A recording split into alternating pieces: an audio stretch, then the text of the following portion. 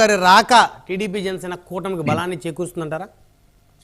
100% sir. ఈ రోజున ఏ ఒక్క స్టోన్ కూడా అంటర్న్ చేయకుండా వదలకూడదు. పవన్ కళ్యాణ్ గారు వచ్చిన ప్రతి అవకాశాన్ని, మనకి కలిసి వచ్చే ప్రతి అవకాశాన్ని ఆయన సద్వినియోగపరుచుకుంటా ఉన్నారు. ఈ రోజున జనసేన పార్టీ ఆఫీస్ చూసుకుంటే సార్ నాయకులతో కళకళలాడుతూ ఉంది. వైఎస్ఆర్సీపీ జగన్మోహన్ రెడ్డి గారి మీద వ్యతిరేకతతో ఒక సర్పంచ్ కూడా ఒక సీసీ రోడ్ వేసుకునే పరిస్థితి లేదు, ఒక స్ట్రీట్ లైట్ వెలిగించుకునే పరిస్థితి లేదు. ఇటువంటి పరిస్థితుల్లో అందరూ కూడా, అన్ని పక్షాలు కూడా ఏకమయ్యి టీడీపీ జనసేన కూటమి వైపు చూస్తున్న పరిస్థితుల్లో ముద్రగడ గారు గనక జనసేన పార్టీ టీడీపీ కూటమికి మద్దతు ఇస్తే గనక ఖచ్చితంగా ఆయనకున్న అనుచరులు కానీ, ఆయనకున్న అనుచరగళం కానీ, ఆయనకున్న ఓటు బ్యాంక్ కానీ ఏదైతే ఉందో ఖచ్చితంగా అది ఈ కూటమికి అయితే హెల్ప్ అవుతుందని అయితే నేను భావిస్తా ఉన్నాను. రైట్ రైట్ రైట్ మనతో విజయకరణ్ గారు ఉన్నారు, టీడీపీ నాయకులు. విజయకరణ్ గారు గుడ్ మార్నింగ్ అండి.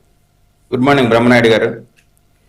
సో మొత్తానికి ఒకప్పుడు తెలుగుదేశానికి శత్రువుగా ముద్రపడినటువంటి ముద్రగడ పద్మనాభం గారు టీడీపీ జనసేన కూటమికి జైకొట్టి జనసేనలో జాయిన్ అయితే ఎలాంటి పరిస్థితులు చోటు చేసుకోవచ్చు, గోదావరి జిల్లాలో ఏ విధమైనటువంటి ఇంపాక్ట్ ఉంటుందని టీడీపీ అభిప్రాయం? ముందుగా ప్యానల్ సభ్యులకి, ప్రైమ్ లైన్ వీక్షకులకి అందరికి కూడా గుడ్ మార్నింగ్ అండి. ముద్రగడ పద్మనాభం గారు ఇప్పుడే కాదు, ఆయన రాజకీయంగా చాలా ఉన్నత పదవుల్లో ఉన్నప్పుడు కూడా కాపు కమ్యూనిటీ కోసం పోరాటం చేసిన నాయకుడు.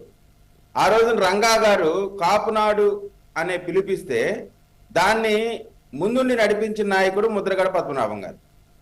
ఇప్పుడు ముద్రగడ పద్మనాభం గారు మొన్నటి వరకు అందరూ అనుకున్నది ఏంటంటే, అది నిజమని కాదు, వైసీపీ వాళ్ళు చేసిన రాజకీయ క్రీడ ఏంటంటే ముద్రగడ పద్మనాభం గారు వైసీపీ పార్టీలోకి రాబోతా ఉన్నారు, పవన్ కళ్యాణ్కి వ్యతిరేకంగా జట్టు కట్టి పవన్ కళ్యాణ్ గారి మీద పోరాటం చేయడానికి సిద్ధంగా ఉన్నాడనే. అవును, ఆయన ఎక్కడ పోటీ చేస్తే అక్కడ పోటీ చేయడానికి సిద్ధంగా ఉన్నాడు, ఆయన పిఠాపురం చేస్తే పిఠాపురం, ఎక్కడ పోటీ చేస్తే అక్కడ సిద్ధంగా ఉన్నాడు అనేటువంటి వార్తలు స్ప్రెడ్ చేశారు. ఆయన ఏం చెప్పలేదు పాపం ఎక్కడా కూడా. అంటే వైసీపీ ఆలోచన తన కన్నుని తన వేలుతోనే పొడిపించేటువంటి కుట్ర. ముద్రగడ పద్మనాభం గారు ఒక విషయం అయితే స్పష్టం చేశారు, నేను వైసీపీ పార్టీలోకి మాత్రం వెళ్ళను. అవును, అంటే ఇక్కడ ముద్రగడ పద్మనాభం గారు ఒకవేళ నిజంగా వైసీపీకి వెళ్లకుండా జనసేన పార్టీకి కానీ వెళ్తే ఆయన వ్యక్తిత్వాన్ని చాలా ఉన్నత శిఖరాల్లో చూడాల. ఎందుకు చెప్తా ఉన్నానంటే, జనసేన పార్టీ ఒక్క ఎమ్మెల్యే లేడు, అంటే ఒక్క ఎమ్మెల్యే గెలిస్తే ఆ ఒక్క ఎమ్మెల్యేను కూడా వైసీపీ కొనుగోలు చేసింది.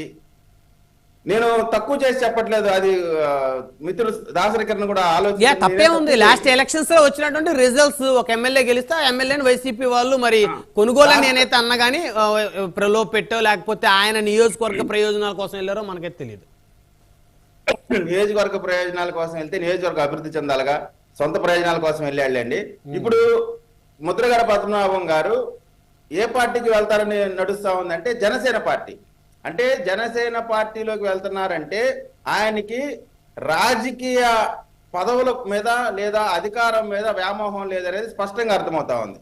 సహజంగా ఈ వ్యామోహం ఉండే వాళ్ళు అధికార పార్టీ వైపు వెళ్ళాలి. ఇవాళ కేవలం జాతి కోసం ఆ రోజున పోరాటం చేశాడు, బీసీ హోదా కోసం. గతంలో దామోదరం సంజీవయ్య గారి సమయంలో కాపులకు బీసీ హోదా ఉండేది. తర్వాత కాసు బ్రహ్మానంద రెడ్డి గారు వచ్చి కాపులకు ఉన్నటువంటి బీసీ హోదాని తీసివేశాడు. ఆ తర్వాత ఇప్పటి వరకు కూడా దాని అమల్లోకి రాలేదు. చంద్రబాబు నాయుడు గారు బీసీలకు ఇబ్బంది లేకుండా కాపులకు కూడా న్యాయం చేద్దామనేటువంటి ప్రయత్నం చేశారు. ఆ సమయంలో ముద్రగడ పద్మనాభం గారు ఆ జాతి ప్రయోజనాల కోసం వెంటనే మాకు బీసీ హోదా కావాలని చెప్పేటువంటి ఒక ఉద్యమాన్ని నడిపించారు. ఆ ఉద్యమంలో పోలీసులు కొంత అత్యుత్సాహం ప్రదర్శించిన మాట వాస్తవం, దాన్ని ఎవరూ కూడా కాదనలేం, వారి మనోభావాలు దెబ్బతినొచ్చు. అయితే ఇప్పుడు గతంలో అలా జరుగుంటే ఇప్పుడు ప్రస్తుతం ఉన్న పరిస్థితుల్లో జనసేనకి ఎమ్మెల్యే లేకపోగా చాలా, అంటే సంస్థాగతంగా నిర్మాణం కూడా లేదు. అయినప్పటికీ కూడా జాతి మొత్తం కూడా ఒక తాటిపైకి రావాలా. ఈ రోజు రాష్ట్రం ఉన్న పరిస్థితిలో రాష్ట్రం అధోగతి పాలవుతా ఉంది. ఆ రాష్ట్రంలో కాపులు కూడా ఒక బాధిత వర్గంగా ఉన్నారు కాబట్టి వారికి రావాల్సినటువంటి ఏ విధమైనటువంటి ప్రభుత్వం ఇవ్వాల్సినటువంటి పథకాలు రాలేనటువంటి పరిస్థితి. అందుకని ఈ రోజున ముద్రగడ పద్మనాభం గారు రాజకీయ లబ్ధి కోసం కాకుండా జాతి ప్రయోజనాల కోసం వైసీపీని దూరంగా పెట్టి జనసేనకి దగ్గర కాబోతా ఉన్నారు. జనసేనకి దగ్గర కాబోతా ఉన్నారంటే కారణం ఏంటంటే పవన్ కళ్యాణ్ గారికి సంస్థాగతంగా నాయకులు లేనప్పటికి కూడా బలమైన జన సైనికులు ఉన్నారు. ఏ నియోజకవర్గ గెలుపుని కానీ ఓటమిని కానీ నిర్దేశించేటువంటి శక్తి కలిగిన నాయకుడు పవన్ కళ్యాణ్ గారు. పవన్ కళ్యాణ్ గారికి ఆ శక్తి ఉంది. క్యాడర్లో పవన్ కళ్యాణ్ గారి మీద నమ్మకం ఉంది. క్యాడర్ మొత్తం కూడా పవన్ కళ్యాణ్ గారు ఇచ్చే ఆదేశాలను శిరసా వహించడానికి సిద్ధంగా ఉన్నారు. ఖచ్చితంగా జాతి ప్రయోజనాలను కాపాడే సత్తా పవన్ కళ్యాణ్ గారికి ఉందని ముద్రగడ పద్మనాభం గారు నమ్ముతా ఉన్నారు.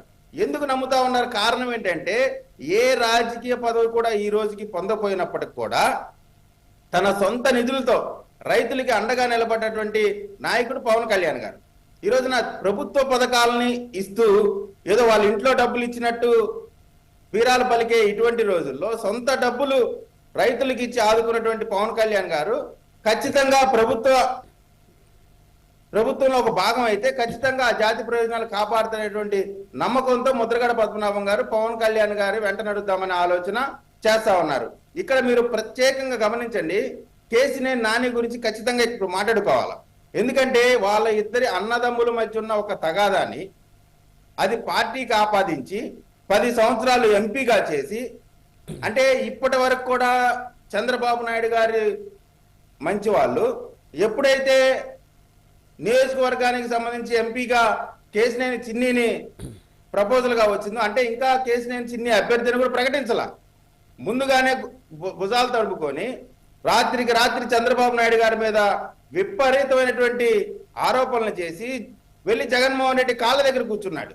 అంటే ఈ రోజున తన సామాజిక వర్గానికి సంబంధించిన రాజకీయ పార్టీ ఈ రాష్ట్రంలో రాజకీయం చేస్తున్నప్పటికి కూడా సొంత ప్రయోజనాలే ముఖ్యమని వెళ్ళే ఈ రోజుల్లో ముద్రగడ గారు సొంత ప్రయోజనాలు కాదు, జాతి ప్రయోజనాలు ఇంపార్టెంట్, రాష్ట్ర ప్రయోజనాలు ఇంపార్టెంట్ అని జనసేన వైపు చూస్తున్నారంటే నిజంగా ముద్రగడ పద్మనాభం గారిని ఖచ్చితంగా అప్రిషియేట్ చేయాల్సిన అవసరం కులాలకి మతాలకి పార్టీలకి అతీతంగా ఉంది. ఇప్పుడు నిన్న మనం చూసాం గుంటూరులో కూడా రాయపాటి రంగారావు గారు చంద్రబాబు నాయుడు గారి మీద ఎట్లా అంటే అట్లా మాట్లాడుతూ ఉన్నారు. లోకేష్ గారికి 150 కోట్ల రూపాయలు డబ్బులు ఇచ్చానని కూడా మాట్లాడుతూ ఉన్నారు. నిజంగా 150 కోట్ల రూపాయలు ఇచ్చుంటే లేదా అడిగుంటే 9 సంవత్సరాల 8 నెలలు ఏం చేస్తా ఉన్నారు? రాయపాటి సాంబశివరావు గారు అంటే గుంటూరు రాజకీయాల్లో మకుటం లేని మహారాజు. ఎందుకంటే అనేక మంది ఎస్సీ ఎస్టీ బీసీ నాయకత్వాన్ని పెంచినటువంటి నాయకుడు రాయపాటి సాంబశివరావు గారు. గతంలో కాంగ్రెస్ పార్టీ ఉన్నప్పుడు చంద్రబాబు నాయుడు గారు స్వయంగా రాయపాటి సాంబశివరావు గారిని టీడీపీలోకి రమ్మంటే కేంద్రంలో కూడా కీలకమైన పదవి ఇస్తా ఉన్నప్పటికి కూడా ఒక విలువలు కలిగినటువంటి నాయకుడు రాయపాటి సాంబశివరావు గారు. ఆ విలువలతో కాంగ్రెస్ పార్టీని కూడా ఆ రోజు వదిలి వెళ్లకుండా కాంగ్రెస్ పార్టీతోనే ఉన్నారు. మొన్న కూడా రాష్ట్ర విభజనకు సంబంధించిన విషయంలో మాత్రమే తెలుగుదేశం పార్టీలోకి రాయపాటి సాంబశివరావు గారు వెళ్ళారు. అంటే ఇక్కడ మీరు నేను ఎందుకు చెప్తున్నా అంటే ఈ సందర్భాలన్నీ కూడా ఈ రోజున స్వార్థ రాజకీయాలు నడుస్తున్నటువంటి ఈ రోజుల్లో తన స్వార్థం కోసం కాకుండా జాతి ప్రయోజనాల కోసం రాష్ట్ర ప్రయోజనాల కోసం పవన్ కళ్యాణ్ గారు కలిసి చూస్తున్నారంటే ముద్రగడ పద్మనాభం గారిని ఖచ్చితంగా అభినందించాలనేటువంటి వాస్తవాన్ని చెప్తా ఉన్నాను. ఇంకొక వైపు జూపుడి ప్రభాకర్ గారు, అదేవిధంగా కారం శివాజీ, అంటే మాల సామాజిక వర్గాన్ని నాయకత్వం వహించినటువంటి పివి రావు గారు లాంటి మహోన్నతులు మాల సామాజిక వర్గాన్ని లీడ్ చేస్తే ఆ తర్వాత వచ్చినటువంటి జూపుడి ప్రభాకర్ లాంటి వాళ్ళు అధికారం పోయిన అరగంటలో పార్టీ మారేటువంటి పరిస్థితి. అటు వైసీపీ అధికారం రానప్పుడు టీడీపీకి వచ్చారు, టీడీపీ అధికారం పోయిన 2వ రోజే వైసీపీ తీర్థం పుచ్చుకున్నారు. అంటే ఇలా మందకృష్ణ మాదిక్ గారు చూడండి, ఏ రోజు కూడా రాజకీయ లేదా అధికారం కోసం వెంపర్లాడ తన జాతి ప్రయోజనాల కోసం పోరాడుతూ ఉన్నారు. నేను ఎందుకు చెప్తా ఉన్నానంటే ఇవన్నీ కూడా ఎవరైతే ఏ నాయకుడైతే తన జాతి ప్రయోజనాల కోసం రాష్ట్ర ప్రయోజనాల కోసం ముందుకు వస్తా ఉన్నారో వారిని ప్రోత్సహించాలి, వారి వెంట నడవాల్సిన అవసరం ఉందని చెప్తా ఉన్నాను. అంటే ఈ రాష్ట్రంలో ఇప్పుడు రాజకీయ క్రీడ ఎంత దారుణంగా నడుస్తా ఉందంటే మొన్నటి వరకు ఏ వైసీపీ పార్టీ కోసం తన సొంత చెల్లి 1000 కిలోమీటర్లు ప్రయాణం చేసిందో, పాదయాత్ర చేసిందో, పార్టీని నిలబెట్టిందో అటువంటి చెల్లి పైన ఏ పార్టీ వాళ్ళు కూడా ట్రోలింగ్ చేయట్లా. ఇవాళ వైసీపీ అవును. పేటీఎం బ్యాచ్ ఆమె వ్యక్తిత్వ హననం చేస్తా ఉన్నారు. ఏం మొదటి చేసింది నుంచి శర్మిల కూడా గారు? షర్మిల గారిని వ్యక్తిత్వ హననం చేసింది కూడా వైసీపీలో ఉన్నటువంటి ఓ వర్గం చేసింది అనేది కూడా ఇప్పుడు వినపడతా ఉంది. మరి నూటికి నూరు పాళ్ళు షర్మిల గారి పైన ఏ ప్రతిపక్ష పార్టీ కూడా ఎప్పుడు కూడా ట్రోలింగ్ చేయాలి. ఎందుకంటే స్త్రీల పట్ల అంత దిగజారి మాట్లాడేటువంటి సంస్కృతి వైసీపీ పార్టీకి ఉంది. ఎందుకని ఇవాళ షర్మిల గారు చేసిన తప్పు ఏంటంటే